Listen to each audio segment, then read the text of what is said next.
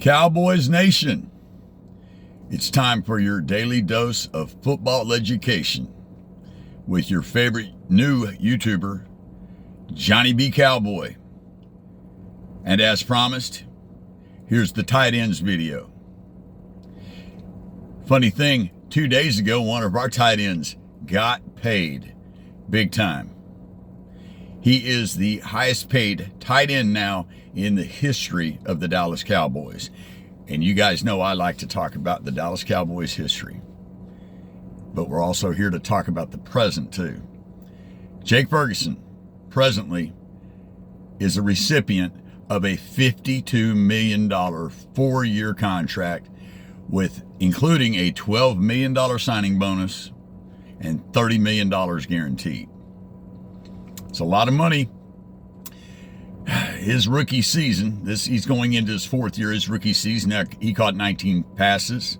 Not bad for a rookie. He was behind Dalton Schultz. Well, the team thought enough of him to allow Dalton Schultz, who's an excellent NFL tight end, to go to Houston. They also drafted, in the 2nd round no less, a tight end, Luke Schoonmaker. So the Cowboys were kind of maybe thinking about going with seeing who's going to win that battle between Jake Ferguson, who was a good tight end. I think they really thought Schoonmaker was going to win that battle because you usually don't use a 2nd round pick for a backup tight end. But Ferguson flat beat him out. Now, Schoonmaker's faster than Ferguson. He runs about a 4.63. Ferguson ran a 4.81 when he first went to the combine. He shaved that down to about 4.71. But Ferguson had some intangibles. He's just a more elusive runner. He's athletic. There's a couple of times we've seen him hurdle tacklers. There's a picture of him hurdling a tackler in the thumbnail of this video. And he's also the enforcer, if you will, the tough guy on the offense. Not the lineman. He's the toughest guy on the offense. I think Tyler Booker, our new right guard, 1st-round draft pick from Alabama, he's going to be another one too. Between them two, Cowboys are going to get mean, dirty, and gritty.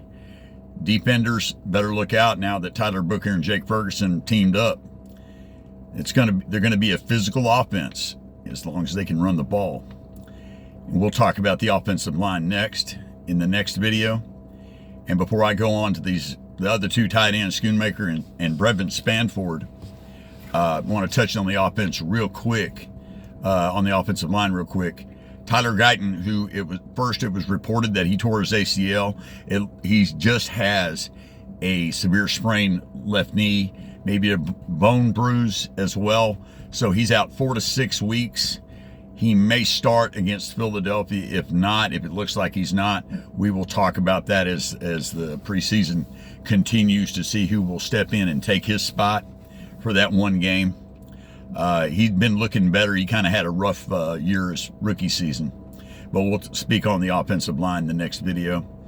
Schoonmaker, the 2nd string tight end, who was chosen in the 2nd round, is athletic. He can catch. He can get downfield. But early reports from camp are saying that he's being pressed by 2nd-year tight end Brevin Spanford. Spanford last year caught 9 passes. He was known as the best blocker of the 3 tight ends.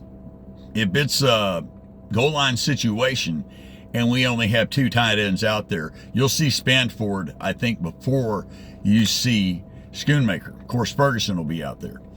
Now, they say that Spanford is pressing to be the number 2 tight end, pressing Schoonmaker. I don't see that happening as of yet. He's impressing against the number 2s and the number 3s. It's good that he's excelling against them, but I think Schoonmaker is still the choice if something were to happen to Ferguson again. I don't think you'll see Spanford start ahead of Schoonmaker during the season. It's good that he's progressing. Maybe he can press Schoonmaker next year, and maybe Schoonmaker could be some trade bait to another team at that time. There are a few other tight ends on the roster. I believe they have 7 right now. I don't see any of them pressing for the 3. If I had to pick a 4th, it would be John Stevens Jr.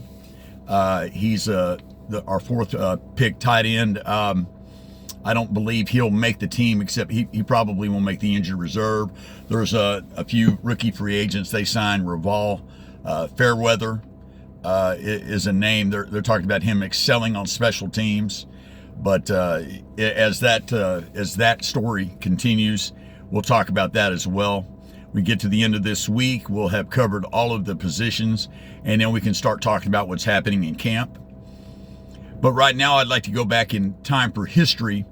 Dallas Cowboys history, they have a lot of great tight ends. Jason Witten, Doug Cosby, Billy Joe Dupree, Jay Novacek, and anybody else that you're thinking of.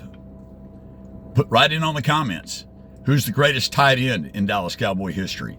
Who's your favorite tight end in Dallas Cowboy history? I have a fondness for Billy Joe Dupree because I was a kid watching him catching, passes from Roger Staubach and Danny White, and he won a Super Bowl. And I remember one season he only caught 29 passes, but 7 of them were for touchdowns in a 14-game season. And of course, everybody knows about Jason Witten, the second all-time leading tight ends receiver in the NFL, shoe-in Hall of Famer.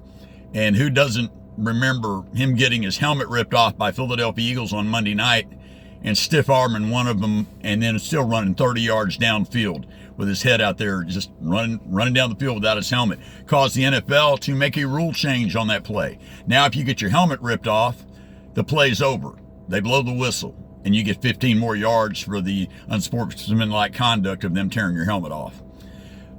Little history lesson, guys, but that's when you have an old guy like me talking about football, that's what you're going to get.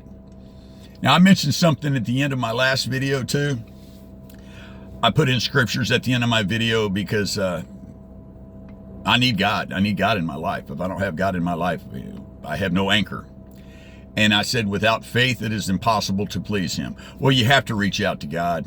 You have to have faith that he can help you. Once you do, once you really give your heart over to him, then he can step into your life and start making it better. In my case, it was immediate. And I still struggle, as we all do as humans. But just remember that you can please God just by believing in him. And then the next step comes from there. So be good to each other. Be safe out there. This is Johnny B. Cowboy. See you soon. Yeehaw!